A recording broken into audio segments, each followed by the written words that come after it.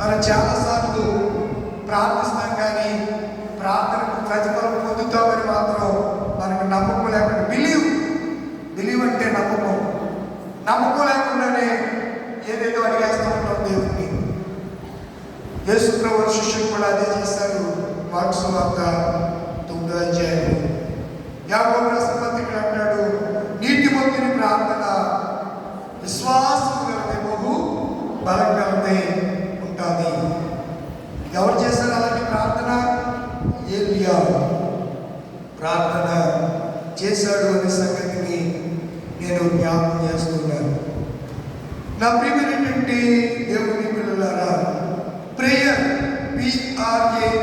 PRAYER prayer అంటే దేవునితో లేదా పవిత్రమైనటువంటి శక్తితో జరిపే ఆధ్యాత్మిక సంభాషణ.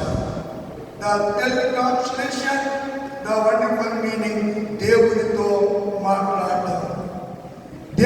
మాట్లాడటం ప్రార్థన యొక్క ముఖ్యమైనటువంటి అర్థాల గురించి మనం ఆలోచన చేస్తే, ప్రియులారా, అభ్యర్థించడం, మనసును ప్రశాంతత పరుస్తూ దైవంతో అనుబంధాన్ని పెంచే ఆత్మీయ సాధనే ప్రార్థన. ప్రార్థన యొక్క ముఖ్య అర్థాల్లో ఒకటి మాట్లాడాం, దేవునితో సంభాషణ. మన భావాలను, కోరికలను దేవునికి విన్నవించుకోవడం. ఎలా చెప్తామండి? దేవునికి చెప్పాలంటే ఎలా చెప్పగలం? ప్రార్థన ద్వారానే. మొదటి పాయింట్ చాలా జాగ్రత్తగా. రెండవది కృతజ్ఞత, పొందిన మేలులకు దేవునికి ధన్యవాదాలు చెప్పడం. థ్యాంక్స్ గివింగ్ అంటారు దీన్ని. ఏమంటారు? కృతజ్ఞతలు. నువ్వు ప్రార్థించావు నీ కోరికల కోసం. కోరికను దేవుడు ఏం చేశాడు చెప్పాలంటే తీర్చాడు. తీర్చిన తర్వాత ఏం చేయాలి? దేవుడిని స్తుతించాలి, కృతజ్ఞత చెల్లించాలి. మూడో పాయింట్ అభ్యర్థన లేకపోతే వేడుకలు. కష్టాల్లో ఉన్నప్పుడు సహాయ మార్గదర్శకత్వం కోసం ఆశీర్వాదం దేవుడిని కోరటం. మరియు ఆరాధనలో దేవుని గొప్పతనాన్ని కొనియాడటం. తర్వాత చేసిన తప్పులు ఒప్పుకొని క్షమాపణ వేడుకోవడం. ఇవన్నీ ఎందులో జరగాలి? ప్రార్థనలో జరగాలి. తర్వాత నిశ్శబ్ద ధ్యానం. కొన్నిసార్లు మౌనంగా ఎలా ఉండాలి? దేవునిలో కనిపెట్టాలి. నేను మౌనిగా యెహోవా కొరకు కనిపెట్టుకుండగా ఆయన తన పర్ణశాలలో నుండి నాకు ఉత్తరము ఇచ్చెను అంటాడు దావీదు. అద్భుతమైన మాట కదండి. కనుక ప్రార్థన ఎందుకు చేయాలి? మానసిక ప్రశాంతత మరియు దేవుని శక్తి కొరకు, దేవుని సహాయం కొరకు ప్రార్థన చేయాలి. నీవు నీ స్థితిని నువ్వు నిర్ణయించుకోలేనప్పుడు, ప్రభువా ఇది నా వల్ల సాధ్యపడలేదు, ఈ మార్గదర్శన ఉద్దేశం నువ్వు నాకు చేయవా అని దైవిక మార్గదర్శనం పొందడం కోసం ప్రార్థన చేయాలి. తర్వాత నమ్మకము మరియు భక్తిని బలోపేతం చేయడానికి, ప్రభువా నా ఫెయిత్ని, నా విశ్వాసాన్ని, నా బిలీవ్ని నువ్వేం చేయాలి? బలపరచు అని ప్రార్థన చేయాలి. ప్రార్థన అనేది కేవలం అడగటం మాత్రమే కాదు, దేవుడితో మన కనెక్షన్, వ్యక్తిగత సంబంధాన్ని ఏర్పరచుకునే విధానం అని నేను జ్ఞాపకం చేస్తున్నాను. కనుక ఈరోజు మన ధ్యానాంశంలోనికి మనము వెళ్ళగలిగితే అద్భుతంగా దేవుడు మనతో మాట్లాడుతున్నాడు. ప్రియులారా, చాలా అద్భుతంగా దేవుడు మాట్లాడుతున్నాడు. ప్రార్థన చేసేటప్పుడు దేవుని వాగ్దానాలను ఎత్తుపట్టి ప్రార్థన చేయాలి. ప్రభువా, అబ్రహాంకి ఎలాగో వాగ్దానం చేస్తావు, వాగ్దానాన్ని నెరవేర్చగలరు ప్రభువా. చాలా మంది ప్రార్థన అంటే ఎలా చేస్తారో వాళ్ళకే తెలియదు. కొన్నిసార్లు ఆమెనంటూ కూడా మర్చిపోయి మరి ప్రభువా ఇలా మాట్లాడుతూ పక్కన ఎవరు ఆమెనంటే కానీ ఇంకా మాట్లాడుతున్నారు. అంటే ఏం మర్చిపోయారు? ఆమె అంటే అలా జరిగించి ప్రభు అనే మాటలు మర్చిపోయి ఇలా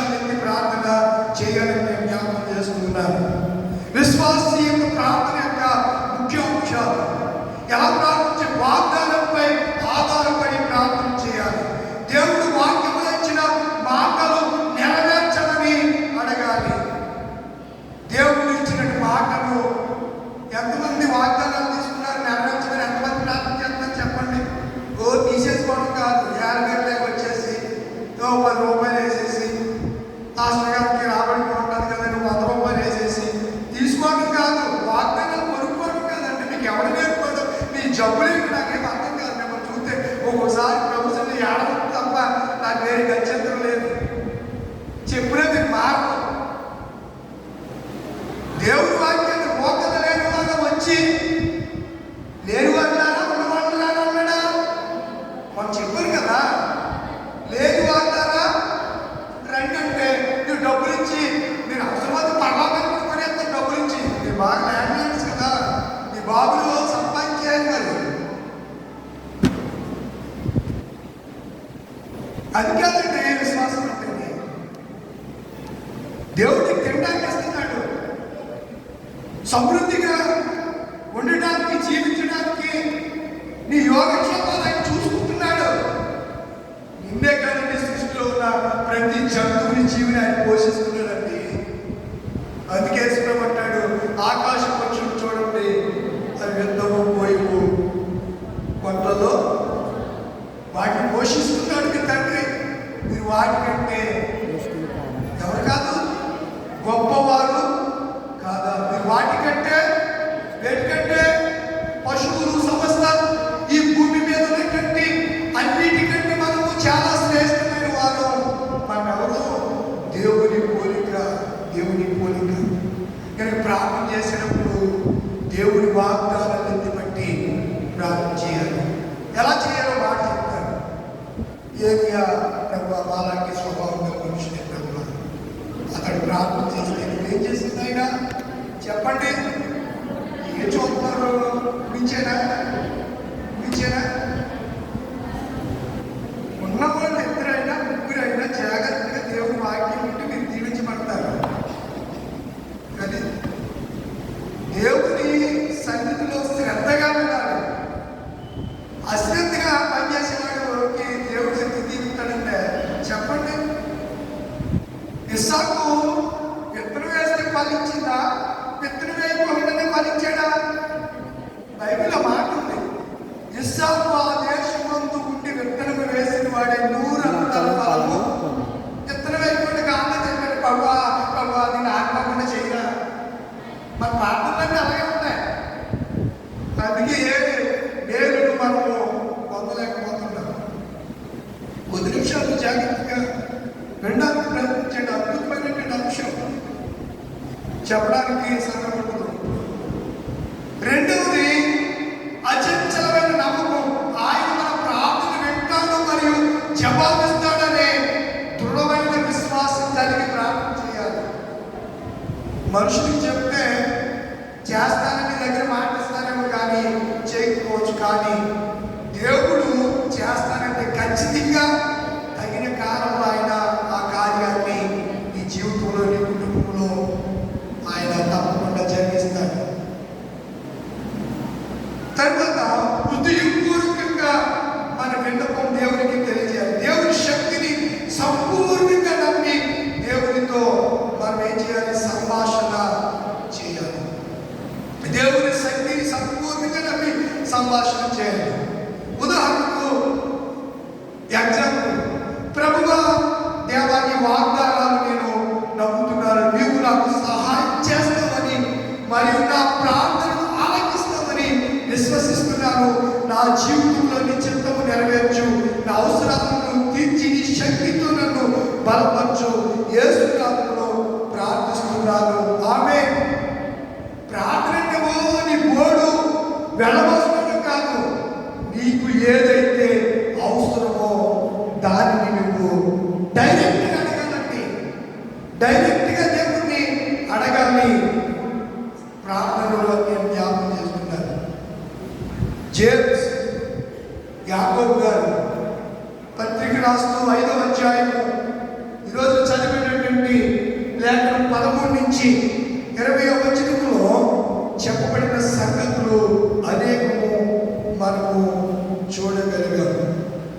అందుకని ప్రియమైనటువంటి దైవజనంగా దేవుని ప్రజలారా, ప్రార్థన వల్లనే పయనము, ప్రార్థనే ప్రాకారము, ప్రార్థనే ప్రాధాన్యము, ప్రార్థన లేనిదే పరాజయము. ప్రభువా ప్రార్థననే పయనము,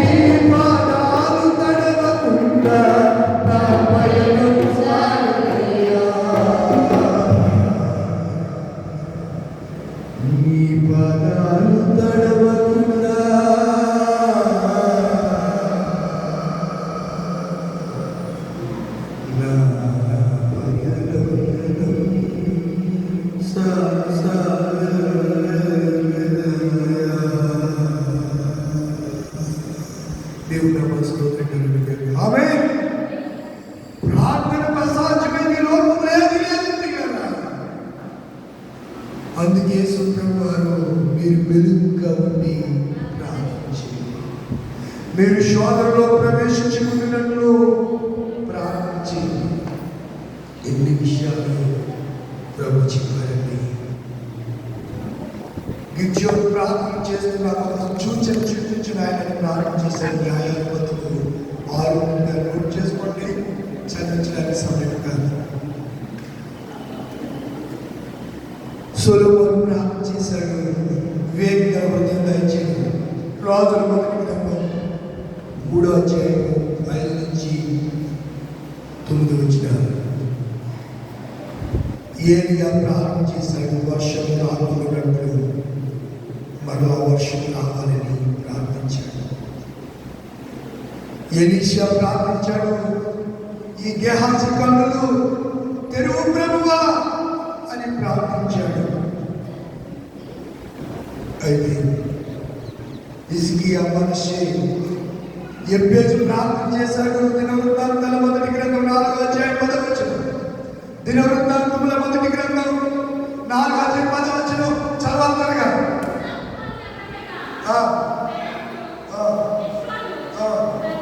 ఏం చదువుతున్నావు? దినవృత్తాంతముల ఎబ్బేజు ప్రార్థన చేస్తూ మొరపెట్టి ఏమని ప్రార్థన చేస్తుందా? ఎబ్బేజ్ అంటే కింద ఏమన్నా చూడండి, వేదన. ఎబ్బేజ్ అంటే ఏంటి చెప్పండి?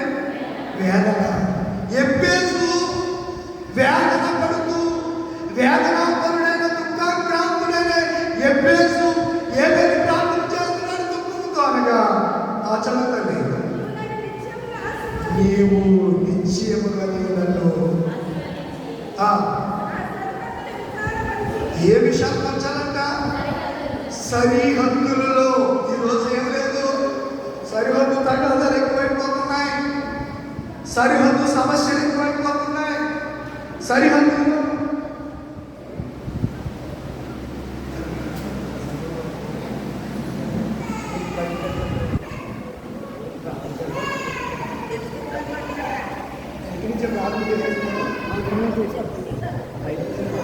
దేవుడి మహత్వంలో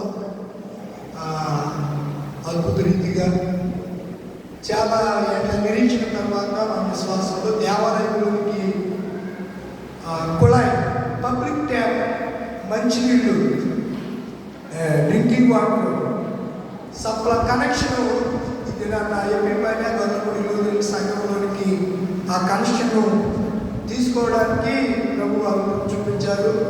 దాని వరకు నేను నుంచి సంక్రాంతితో కష్టపడుతూ నేను వచ్చేసరికి జాంపప్పు వాళ్ళు ఆ గోతులో దిగి ప్లంబింగ్ అంటే పైప్ లైన్ వరకు ప్లంబింగ్ వరకు వారు చేస్తున్నారు. అది పూర్తయింది. నేను ఇది ప్రార్థన చేస్తాను. అద్భుత రీతిగా దేవుడు మనకి ఈ కాడించి మనం చెరువులోకి వెళ్ళి వాటర్ ఉంచుకోకుండా మీ అవసరతలు తీర్చుకోవడానికి ఆ వాటర్ని దేవుడు అనుగ్రహించాడు. అందుని బట్టి ఒకసారి మనందరం కూడా చేతులెత్తి దేవుడికి ఆమేన్ చెప్తామా? ఆమేన్. ప్రార్థన చేద్దాం. పరిశుద్ధుల తండ్రి, జీవాధిపతి, మా సంఘాన్ని ఎంతగానో ప్రేమిస్తున్నాం. ఒకటి తర్వాత ఒకటి అన్ని వనరులను మాకు మేము సమకూరుస్తున్నాను ప్రభువా. ఇదిగో తండ్రి, పంచాయతీ ద్వారా నిర్మించబడిన ఏర్పాటు చేయబడిన పబ్లిక్ ట్యాప్ కుళాయిని దాని మందిరంలోకి నేను కనెక్షన్గా మీరు మాకు అనుగ్రహించారు. మీకు వందనాలు. ఆ పైపులు ఎక్కడ జామ్ కాకున్నట్లు చక్కగా ప్రభావ అవి పని చేయడానికి అనుగ్రహించండి.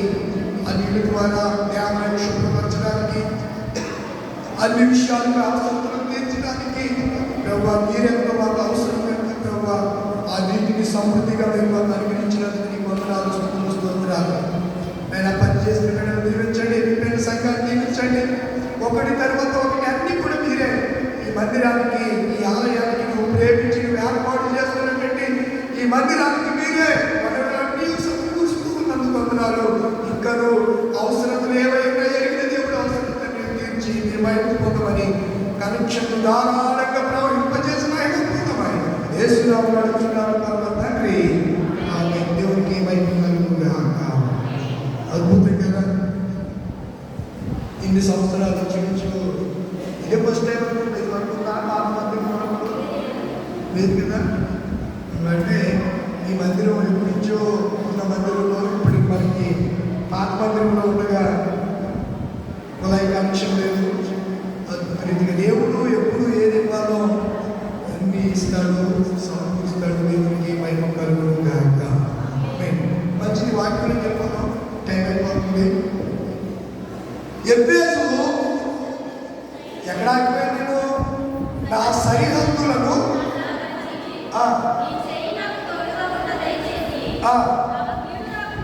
ఏం రాకుండా, కీడు రాకుండా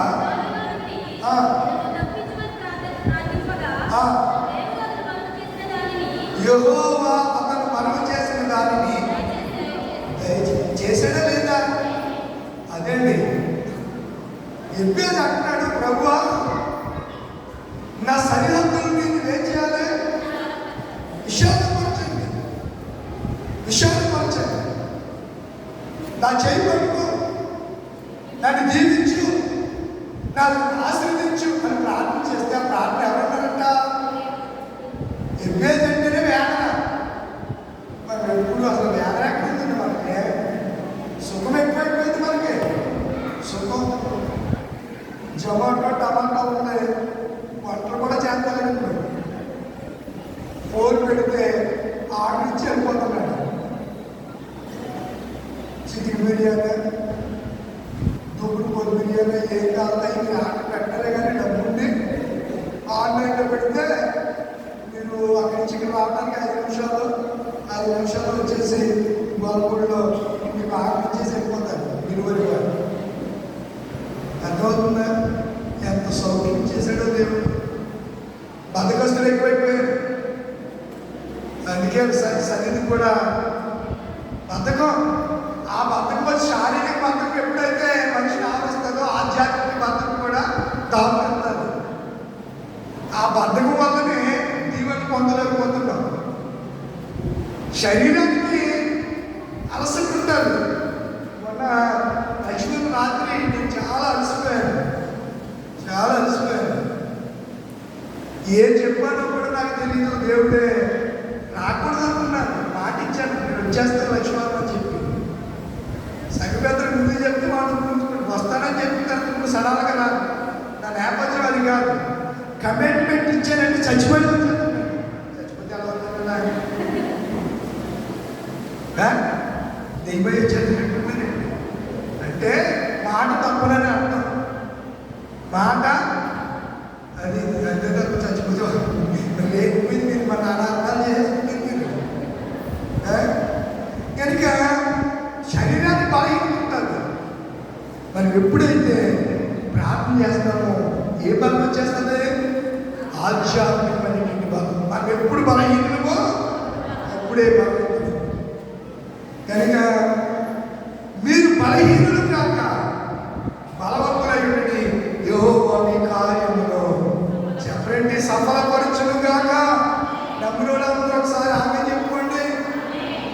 ఈ మార్చి నెల మొదటి ఆదివారం దినాన ప్రభు ఈ నెలలో నీతో మాట్లాడుతున్నాడు. మీరు బలహీనులు కాక. రాత్రి చెప్పాడు, ఆదమా నువ్వు ఎక్కడ? ఈ మార్చి 1వ తారీఖు లెట్టులో 2వ ఆదివారం దినాన ఉదయకాల సమయంలో ప్రభు నీతో చెప్తున్నమాట, మీరు బలహీనులు కాక ధైర్యం వహించండి. యెహోవా మీ కార్యములను. ఎందులో ఫియర్ కలుగుతున్నారు? ఫియర్ అంటే భయం. ఎందులో భయపడుతున్నారు? ఆర్థిక సమస్యలను చూసి భయపడిపోతున్నారా? అప్పు సమస్యల చేత భయపడుతున్నారా? పిల్లలు మాట్లాడలేదు ఏమవుతారని భయమా? భర్త వేధిస్తున్నాడు, శోధిస్తున్నాడు, తాగుడుకు బానిసైపోయాడు అనే భయమా?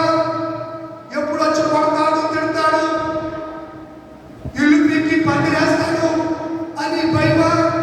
ఏ భయానికి నువ్వు గురై ఆందోళన చెందుతున్నావో దానిలో నుంచి నెలలో దేవుడు నీకు విడుదల అనుగ్రహించబోతున్నాడు. నమ్మిన వాళ్ళందరూ ఒకసారి ఆమె చెప్పుకోండి. ఈ నెలలో దేవుడు నీతో చాలా సృష్టిగా దైవాత్మ ప్రేరితమని ఈ మాట నేను జ్ఞాపకం చేస్తున్నాను. ఈ నెలలో దేవుడు నీకు విడుదలను అనుగ్రహించబోతున్నాడు. కనుక ఎబ్బేసు ప్రార్థన చేశాడు. ఎజ్రా ప్రార్థన చేశాడు. ఎజ్రా 9:5 నుంచి 5వ వచనం 9:5-10 పశ్చాత్తాపంతో ఎజ్రా ప్రార్థన చేశాడు. కనుక ప్రార్థన ఎలా చేయాలి? విసుగ్గా నిత్యము ప్రార్థన చేయాలి. లూకాసు 18:1 మనం చూస్తూ ఉంటాం. రెండవది ఎడతెగక ప్రార్థన చేయాలి. ఎలా చేయాలండి? ఎడతెగ. తెస్సలోనిక మొదటి పత్రిక 5:6 కృతజ్ఞతాపూర్వకంగా ప్రార్థన చేయాలి. ఫిలిప్పీ 3:6 దేవుని చిత్తానుసారంగా ప్రార్థన చేయాలి. సిద్ధపరచుకునే ప్రార్థనతో ప్రభువుని అనుగ్రహించి ప్రార్థన చేయాలి. 6 మనపూర్వకంగా ప్రార్థన చేయాలి. యాకోబు చదువుకున్న లేఖనం 5:16 సందేహింపగా విశ్వాసంతో ప్రార్థన చేయాలి అనే సంగతి. ఎవరి కొరకు ప్రార్థన చేయాలి? ఎట్లు ప్రార్థన చేయాలని చెప్పాలి. విసుగుగా అన్ని నోట్ చేసిన పిల్లలకి కూడా విసుగుగా నిత్యము విసుగుగా ప్రార్థన చాలాసార్లు మనకి ఏమొచ్చేస్తుందంటే నిద్ర వచ్చేస్తుంది. ముందు కొంతమంది ఈ బాగా అలవాటు ఈ పైన పొంగులా వేసుకుంది.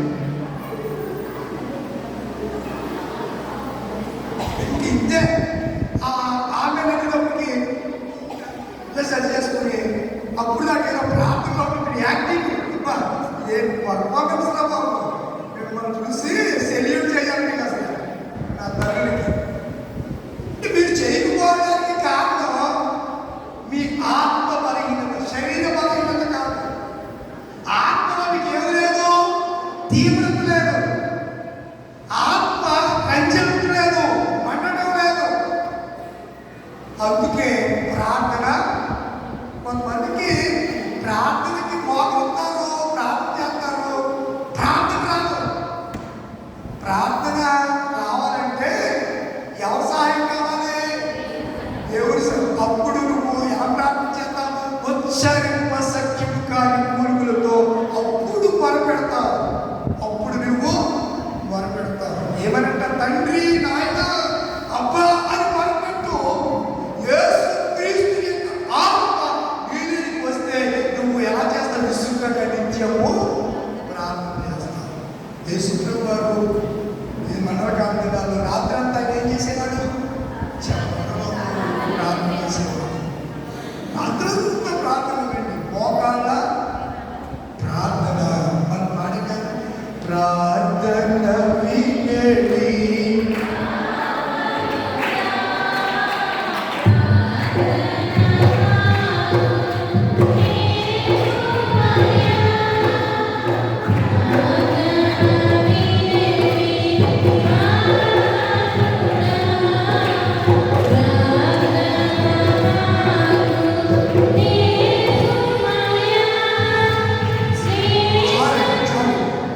ఎలా ప్రార్థన చేయాలి?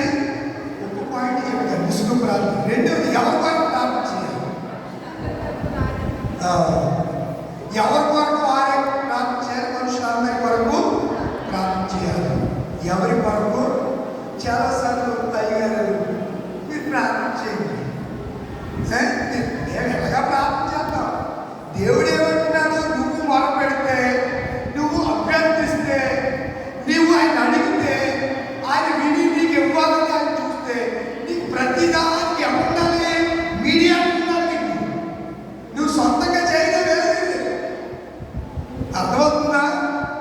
ప్రార్థన అనేది క్రీస్తుకు నీకు వ్యక్తిగతమైందండి. అది బహిర్గతంగా ఇంకో మూడో వ్యక్తి మధ్యలో ఎంటర్ అవడానికి వీలు కాదు. ఎవరికి వారే ఎవరికి ప్రార్థన చేయాలి? కానీ ఇప్పుడు ఎవరికి వారే యమునాథులుగా ఉన్నారు. నాకు తెలియజేయండి, మాకు తెలియజేయండి, అంత చెప్పొచ్చండి అన్నట్టుగా ఉంటున్నారు. ఆదికాండం 24:12 ఆ మాట మనం చూస్తాం. మత్తయి 14:30 చూస్తాం.